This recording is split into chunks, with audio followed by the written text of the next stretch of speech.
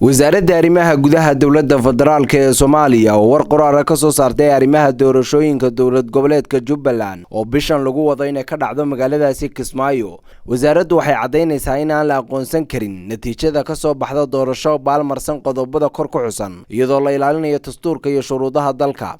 ayaa lagu yiri war qoraal ka soo baxay wasaaradda arrimaha gudaha dawladda federaalka ee Soomaaliya.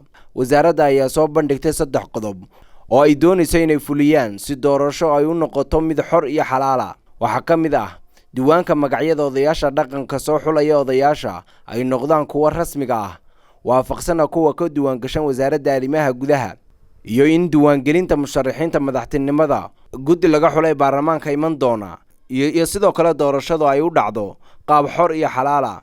warkan ayaa soo baxay maalin kadib markii wafdi ka socday urur goboleedka IGAD uu ka laabtay magaalada Kismaayo. war uu soo saarayna ku sheegay in lagama maarmaan ay tahay in Kismaayo ay ka dhacdo doorasho daahfurnaan ah. urur ay leeyihiin siyaasiyiin shaaciyay inay yihiin musharaxiin u taagan xilka madaxtinimada Jubbaland oo isbedel doon ah ayaa shalay ku dhawaaqay guddi doorasho oo aan ahayn kuwa maamulka Jubbaland ay hore u dhiseen. musharaxiinta ayaa sheegay in kalsoonida ay kala laabteen guddiga hadda ka jira iyaguna iskood u qabsanayaan doorasho madaxtinimo.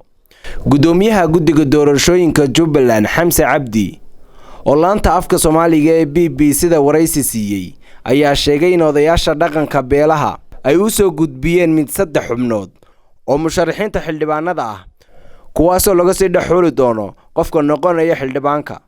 Idris Maxamed Ahmed, Ariel TV. adeega cusub ee shirkadda Dahabshiil iyo Dahab haddaba macmiil adeegan cusub ee casriga ah waxa uu ku sahlayaa in adigoo jooga gurigaaga hoose goobtaada shaqo aad lacag ugu xawishid asxaabtaada iyo ehelkaaga jooga daafaha dunida.